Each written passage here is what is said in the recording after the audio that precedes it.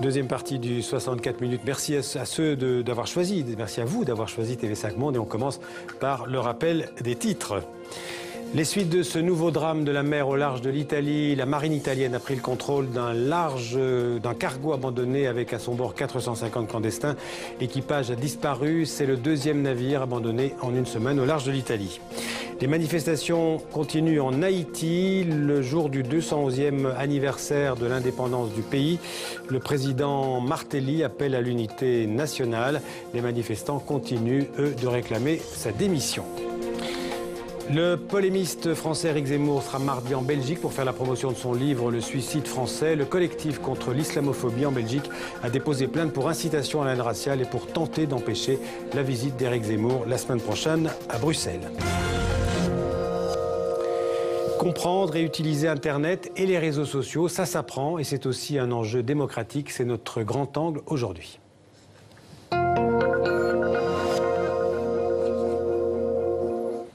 Alors pour discuter de ce sujet passionnant, deux invités avec nous. D'abord Abdou Semar, bonsoir. Bonsoir. Alors vous êtes avec nous sur le plateau du 64 minutes. Vous êtes rédacteur en chef d'algériefocus.com.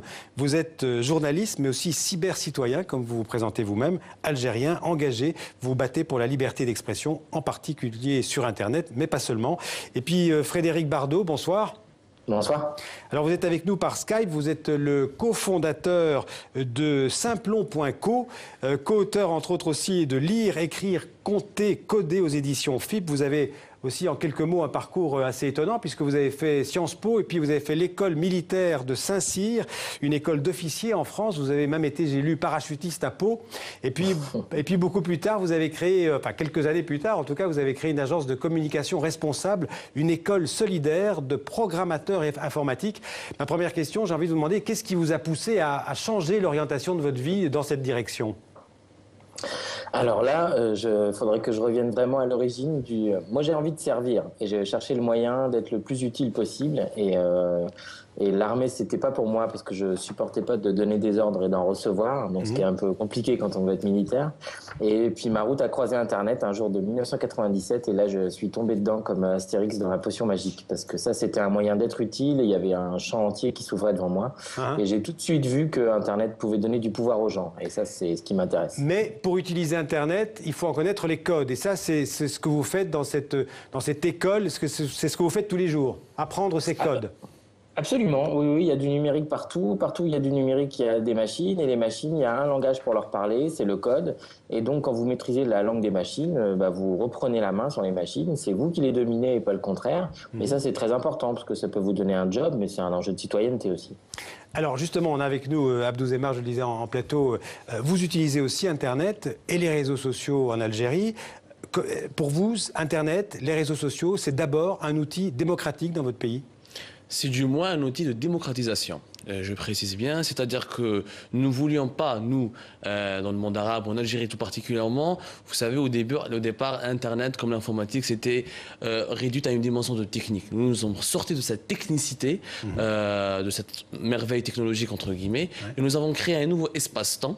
C'est-à-dire, puisque nous sommes confrontés, nous, à des régimes autoritaires, à des sociétés traversés par des complexes et des conflits identitaires très difficiles.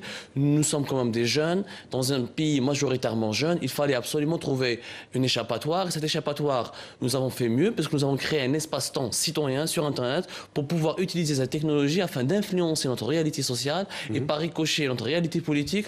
Et comme ça, nous avons réussi petit à petit à devenir un acteur majeur d'un pays qui est complètement fermé. Et on vous laisse faire parce qu'on sait parfois que la presse peut avoir des soucis en Algérie. Est-ce que vous avez suffisamment de liberté pour faire... Partant du principe que tout se conquiert, que rien ne se donne, naturellement, on ne nous laisse pas faire. C'est au début où je vous rappelle juste chronologiquement, Internet a commencé de manière massive grâce aux réseaux sociaux en 2010, 2011, les premiers événements de janvier 2011, c'est les premières manifestations du printemps arabe qui ont commencé chronologiquement bien à Alger avant Tunis, les fameuses émeutes de Bab el-Oued, etc.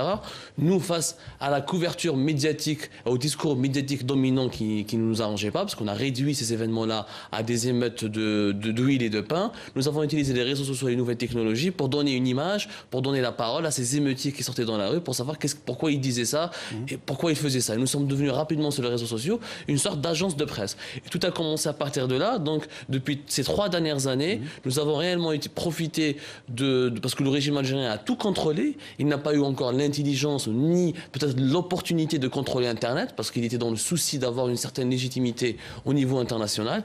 Nous avons utilisé l'outil Internet pour imposer une citoyenneté numérique dans l'espoir d'agrandir au grand maximum nos espaces de liberté. Et aujourd'hui, là, malgré tous les clichés qu'on a sur l'Algérie, il y a des espaces de liberté. Et la jeunesse algérienne, elle connaît les codes de l'Internet, elle sait utiliser Internet. Nous avons en Algérie l'une des écoles supérieures informatiques les plus importantes en Afrique du Nord et du monde arabe, s'appelle l'ISI. Nous faisons partie des top 40 pays où on a le plus grand nombre de Facebookers. Vous savez, quand vous êtes confronté à la contrainte, quand vous êtes confronté à l'interdit, quand vous êtes continuellement confronté à la répression, et nous sommes une jeunesse qui est sortie d'une guerre civile, donc on avait cet instinct de survie. L'instinct de survie fait naître en vous une sorte de génie. Donc ce génie de la jeunesse algérienne, elle est là, on le voit sur YouTube, sur Facebook, sur Twitter, y compris au niveau du hacking, etc. Il ne se passe pas un jour sans qu'on puisse contrecarrer la campagne du régime par un travail sur Internet qui se fait chaque jour. Donc effectivement, il y a une jeunesse très ingénieuse qui est active et qui fait tout le boulot. Frédéric Bardot, ça s'apprend d'aller sur Internet, d'utiliser Internet au mieux? Oh bah oui, puis ce qui est intéressant, c'est que ça s'apprend et que c'est ouvert à tout le monde. C'est-à-dire c'est vraiment un média d'autodidacte, l'Internet. Ça a été créé par des gens qui ont créé les outils dont ils avaient besoin, des universitaires, aussi des entrepreneurs et des gens qui avaient envie de changer le monde. On oublie qu'à l'origine d'Internet, il y avait des activistes, des gens contre la guerre du Vietnam, des gens qui prenaient du LSD, qui voulaient faire des communautés physiques à San Francisco et en Californie. Donc les communautés physiques, elles n'ont pas réussi, mais les communautés virtuelles, elles ont réussi. Donc dans l'ADN d'Internet, il y a du libertaire, il y a de la contre-révolution, de la contre-culture, comme le dit Fred Turner. Et donc à partir du moment où c'est un réseau qui reste ouvert, Ted Turner, il me semble que c'est Fred Turner. À ce moment-là, tant que c'est ouvert et tant que la censure n'empêche pas les gens de faire des choses, tout est possible. Donc en Algérie, effectivement, il y a un espace de liberté. Tant qu'il reste connecté, il y a un espace de liberté. Et dans le parcours que vous avez rappelé, vous avez oublié mon premier livre qui portait sur Anonymous, et donc sur ces pirates informatiques qui, dès les débuts de Wikileaks et des printemps arabes, ont manifesté à leur manière et essayé en Tunisie, en Algérie, en Syrie, en Égypte et un peu partout de se mêler à cette jeunesse-là qui s'exprimait sur Facebook. Eux s'exprimaient différemment, ils le faisaient en piratant des sites, mais c'est la même chose. Abdou Zemar, vous vouliez réagir? Je voulais dire juste, notre ami Philippe, il a complètement raison, c'est un espace ouvert, mais attention, en ce moment, depuis une année, moi je sens des velléités autoritaires. C'est-à-dire que je sens que même au sein d'une certaine élite internationale, mondiale, il y a des velléités, il y a un mouvement... De contrôle? Pas de contrôle, c'est-à-dire on essaie de fantasmer sur le danger d'Internet. Il y a tout un mouvement intellectuel qui est porté par des grands penseurs qui veulent nous faire croire qu'absolument Internet, il faut le contrôler, il faut les verrouiller. D'ailleurs, je suis en ce moment, j'ai profité de ma présence en France, où j'ai appris à mon grand étonnement, il y a le 26 décembre, le 27 décembre, une loi sur la programmation militaire qui est sortie ici en France, pays des droits de l'homme, où les hébergeurs, les gens les éditeurs des sites web ne peuvent plus rien faire lorsque des services, des cellules de lutte antiterroriste ou des gendarmes sont autorisés dès maintenant à aller prendre les données numériques des citoyens sans passer par l'autorisation d'un juge. Donc c'est ouvert, mais attention, ça risque de ne pas le rester longtemps tant qu'il y a des lobbies internationaux qui veulent absolument nous fermer cet espace. Frédéric Bardot, au nom de la lutte contre le terrorisme, on peut menacer la liberté sur Internet, même en France? Ça a déjà été le cas aux États-Unis avec le Patriot Act, et puis il y a un certain nombre de dispositifs réglementaires qui le permettent. En France, c'est pas du tout étonnant qu'on suive le même chemin, parce que là encore, quand on essaye de protéger, on commence par la contrainte, par le bâton, ce qui est complètement idiot, parce que Internet est un réseau qui n'est pas contrôlable. Il y a peut-être une petite poignée d'Américains qui contrôlent les DNS ou le système de routage qui peuvent, comme ils l'ont fait avec la Chine et la Corée du Nord, les rayer de la carte de l'Internet. Donc ça, quand c'est contre la Corée du Nord, tout le monde crie à la démocratie, mais quand c'est contre un citoyen qui défend ses droits, c'est vrai que ça peut poser un vrai problème. Forcément, la répression a été très très forte. Dans le livre qu'on a écrit sur Anonymous avec Nicolas Danet, vraiment, on a décrit cette période d'apogée où il y avait un piratage par jour, mais après, il y a eu une répression sans précédent, et que Wikileaks ou Bradley Manning ou le suicide d'Aaron Swartz farce. Enfin, ça a été redoutable hein, et complètement international et coordonné. Abdou Zemar, en Algérie, il y a un débat sur cette citoyenneté numérique d'Internet. C'est quelque chose qui... Il y a un grand débat. Vous savez, les autorités algériennes adorent importer tout. Lorsqu'il s'agit d'un matériel, lorsqu'il s'agit d'innover en termes de répression, donc on importe. Donc les autorités algériennes, ils ont tout fait pour empêcher que le taux de pénétration d'Internet se développe. La 3G n'a été lancée en Algérie. On en est où en Algérie? Alors on n'était qu'à 16% de taux de pénétration, ce qui est très faible par rapport à un pays très jeune. Aujourd'hui, grâce au lancement de la 3G, il a été augmenté jusqu'à 24%.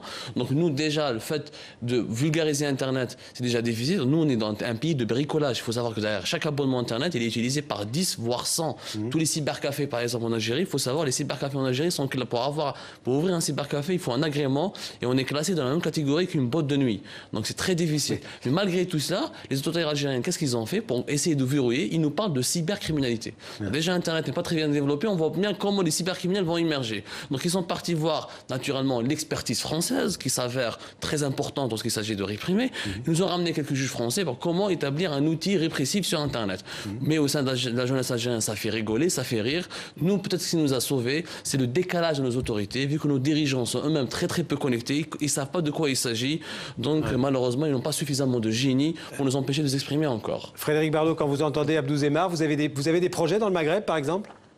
On a un de nos jeunes diplômés, parce que même si on n'est pas encore diplômé à Saint-Plon, qui est algérien et qui a déposé auprès d'une agence gouvernementale qui s'appelle l'ANSEJ un projet pour monter un Saint-Plon là-bas. Il a pour l'instant pas de retour, mais je pense que l'Algérie est une terre plus que fertile pour avoir des écoles de code. Il y en a déjà au niveau des ingénieurs, mais il pourrait y avoir sur des gens qui sont non diplômés, comme c'est notre spécialité. Alors, moi, j'avais une question. Oui, allez-y. Je suis désolé, je parlais. Allez-y. Je me disais, il faut vraiment que l'Algérie continue de faire ce que vous faites. Vous le décrivez très bien, prendre le pouvoir là où il se trouve, donc sur Internet, ça c'est très bien. Mais c'est vrai que si vous pouvez faire en sorte qu'une fracture assez classique entre les ingénieurs qui ont fait une école d'informatique et les jeunes qui ne sont pas ingénieurs et qui utilisent Facebook ou YouTube se résorbe, ce serait très intéressant parce que utiliser Facebook ou YouTube, ça n'est pas avoir la main sur ce qu'on fait. C'est être chez YouTube, être chez Facebook. Et c'est pas du tout la même chose que de savoir programmer et que de savoir hacker un site. Elle existe, cette fracture en Algérie? Elle existe, cette fracture. Elle existe, dommage, parce que vous savez très bien que c'est un pays qui a reproduit un peu le même modèle élitiste français. Et on a essayé d'enfermer l'informatique au sein d'une école située dans la banlieue d'Alger. Le pays, il est grand, etc. Et aujourd'hui, notre principal défi, effectivement, c'est de développer le contenu numérique algérien. Moi, ça me fait pas plaisir de dépendre de Facebook, de YouTube, etc. Sachant que ce Facebook, YouTube et d'autres ont permis aussi au régime algérien de créer des mouvements pour nous traquer. Et l'armée électronique algérienne, vous avez énormément de hackers qui travaillent pour le régime algérien pour nuire à notre réputation.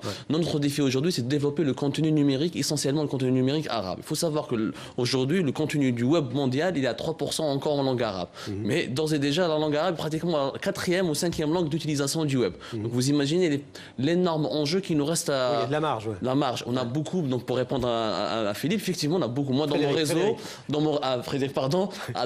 mon réseau, j'ai beaucoup à la fois des ingénieurs, des informaticiens qui s'engagent avec nous pour pouvoir former des citoyens. Nous sommes partis au fin fond du sud du pays, à Tamanrasset, à Adal, au fin fond du sud. On leur apprend comment vous pouvez vous protéger, comment utiliser tel appareil numérique, comment mettre telle vidéo, etc. C'est un premier pas pour lutter contre ce qu'on appelle l'illettrisme digital. Encore une autre preuve, aujourd'hui, il y a un ami en moi qui vit à Paris, qui essaye de travailler sur un système qui s'appelle Motarjem, c'est-à-dire un système de traduction. On va traduire les grandes nouveautés en informatique pour les mettre à la disposition du public arabe. Donc il y a des initiatives qui se font sur place, sachant qu'encore que toute personne qui utilise l'informatique en Algérie ne peut pas ne pas avoir une dimension citoyenne, une dimension engagée. Frédéric Bardot, vous êtes soutenu par le gouvernement français dans ce que vous faites, dans ce qu'on appelle l'économie sociale et solidaire. Ils comprennent ce que vous faites ? Oui, complètement. C'est là qu'est le paradoxe, parce que vous avez la main droite qui fait la loi de programmation militaire et qui continue de soutenir une industrie de l'armement qui vend des outils pour fliquer les citoyens dans les autres pays. Et en même temps, nous, on est une initiative qui est très, très soutenue politiquement par un programme qui s'appelle La France s'engage aussi et qui encourage notre vocation qui est de démocratiser les pouvoirs magiques que donne la programmation. Donc c'est vraiment quelque chose de très schizophrène, mais c'est intéressant. Merci beaucoup d'avoir été avec nous, Frédéric Bardot, en direct. Merci à vous. De Carcassonne, et puis Abdou Zemar qui était avec nous en plateau. Merci beaucoup et bonne chance pour votre combat entre guillemets en Algérie. Merci. À présent, la rubrique.